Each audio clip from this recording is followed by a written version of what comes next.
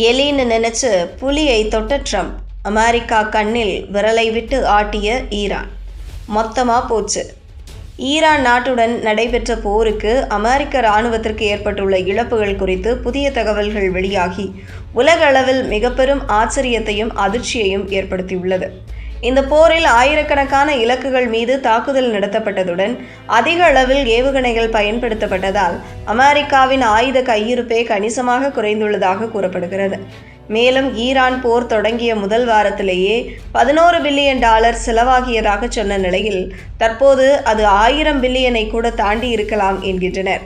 Iran மீது America மற்றும் அதன் கூட்டணி நாடுகள் தாக்குதல் நடத்திய போர் சுமார் 38 நாட்கள் நீடித்தது. இந்த போரில் ஈரானில் உள்ள முக்கிய இராணுவ மற்றும் கட்டமைப்பு இலக்குகள் மீது தொடர்ச்சியாக தாக்குதல்கள் நடத்தப்பட்டது. மொத்தமாக 13,000க்கும் மேற்பட்ட இலக்குகள் தாக்கப்பட்டதாக இராணுவ வட்டாரங்கள் தெரிவித்துள்ளன.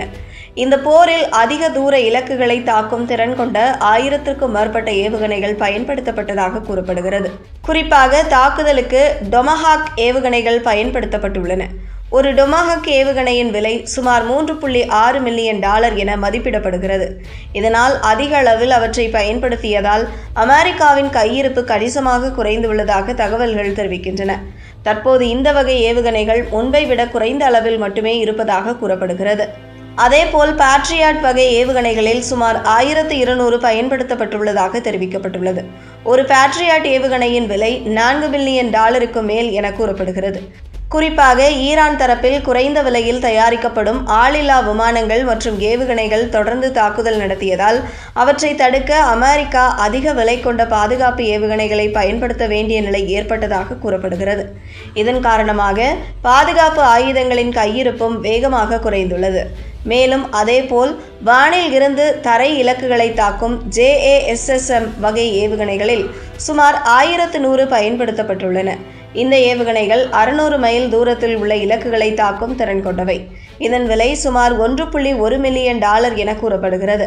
தற்போது இந்த வகை ஏவுகணைகள் அமெரிக்க கையிருப்பில் 1500 மட்டுமே இருப்பதாக தகவல்கள் தெரிவிக்கின்றன. இந்த போரின் போது ஈரான் தரப்பும் பதிலடி தாக்குதல்களை மேற்கொண்டது. குறிப்பாக வளைகுடா பிராந்தியத்தில் உள்ள பல நாடுகளில் அமைந்துள்ள அமெரிக்க இராணுவ முகாம்கள் இலக்காக தாக்கப்பட்டதாக தகவல்கள் வெளியாகியுள்ளன. இந்த தாக்குதல்களில் ரேடார் அமைப்புகள், தகவல் தொடர்பு மையங்கள், போர் விமானங்கள் நிறுத்தப்படும் தளங்கள் மற்றும் ஓடுதளங்கள் உள்ளிட்ட முக்கிய கட்டமைப்புகள் சேதமடைந்ததாக கூறப்படுகிறது.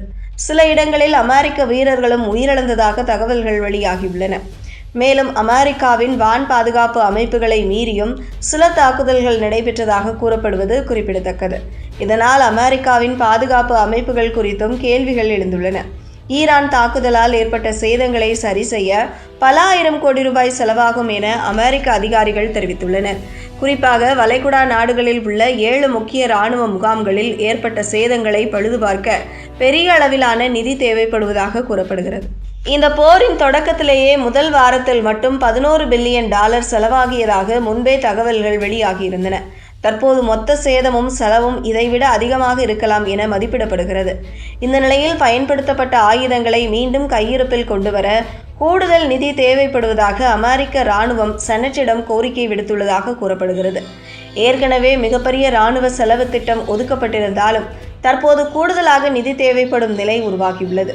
ஈரான் போரின் விளைவாக அமெரிக்காவுக்கு நேர்ந்துள்ள இழப்புகள் வெறும் மனித இழப்புகளாக மட்டுமல்லாமல் ஆயுத கையிருப்பு, இராணுவ கட்டமைப்புகள் மற்றும் பொருளாதார செலவுகள் ஆகிய அனைத்திலும் பெரிய தாக்கத்தை ஏற்படுத்தியுள்ளதாக இராணுவ வட்டாரங்கள் சொல்கின்றன.